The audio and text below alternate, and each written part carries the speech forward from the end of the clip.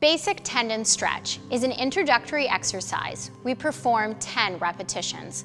The goal of this exercise is to stretch the Achilles tendon, to improve leg alignment, and to strengthen the muscles of the calves, the feet, and the lower legs.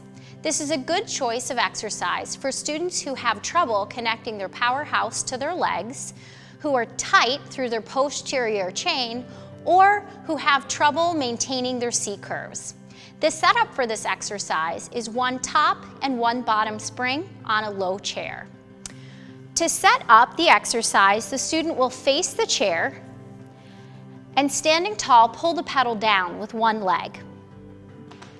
The hands come to the rear of the chair as they step onto the pedal in a parallel position.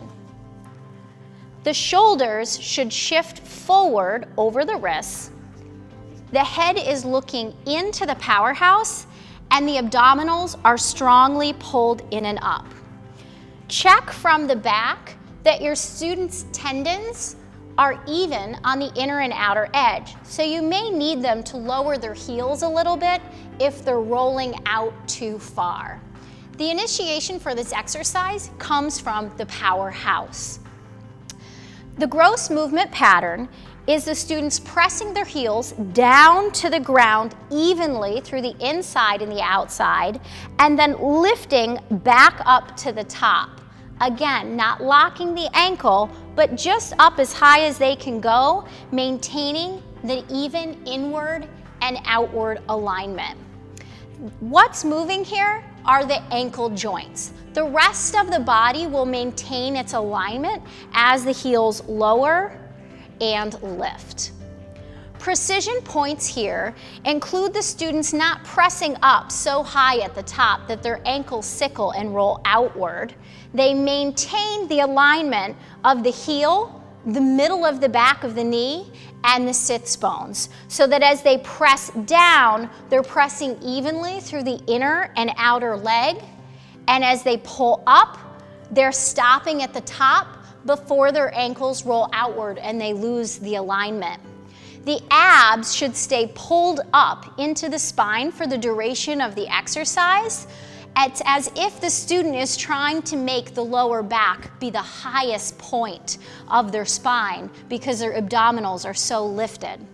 Lastly, the shoulders will stay over the wrists as the students lower and lift their heels. Common errors here are the students shifting backwards as the heel lowers and forward as the heel lifts. So it's important that we keep the shoulder over the wrist so that the focus can be down on the ankle. We may also see our students' feet or ankles roll inward and outward due to muscle imbalance. Coach them to do the best job that they can to maintain optimal alignment for them, knowing that the more they do this exercise, the more their form will actually improve. Lastly, we frequently see students flatten out here, losing their C curve and performing this like a traditional calf raise. This is so much more than a traditional calf raise. So make sure your students' abs stay pulled up strongly into this C curve. The rhythm here is a waltz rhythm. Down, 2, 3, up, 2, 3. Down, 2, 3, up, 2, 3. Let's look at this in real time. Stand facing the pedal in Pilates stance and place one foot onto the pedal, pulling it down with control. Bring your hands to the rear of the chair as you step onto the pedal and shift your body forward so your shoulders are over your wrists with your head looking up in towards your sternum. Draw the abs in and up and lower your heels. Down, 2, 3, up, 2, 3. Down, 2, 3, up, 2, 3. Press through the inner heel, lift with the inner thigh. Press, 2, 3, sits bones together. Down, 2, 3, arms stay wide. Down, 2, 3, up, 2, 3. Hold it at the bottom for a stretch, and then lift the heels to step off of the pedal.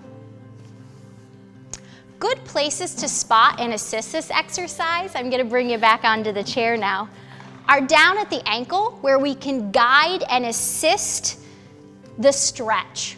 So frequently students will roll too far in or too far out, and you can place your hands right in on their ankles, helping them to assist in stretching and making sure that the inner and outer tendon are evenly lengthened, and stopping them at the top before they lock their ankle and lose the alignment here.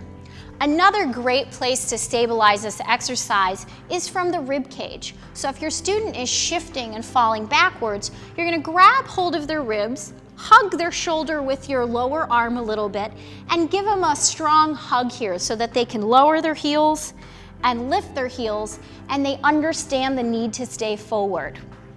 You may also want to use a moving into touch at their low back so that as they lower and lift their heels, they can feel what to pull their abs into for the entire exercise.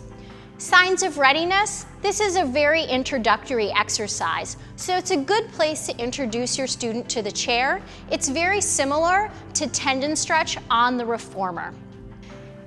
Building blocks for this exercise would be to decrease the range of motion at the ankle. Alternatively, you may choose to perform this exercise in Pilates stance as a variation for your student.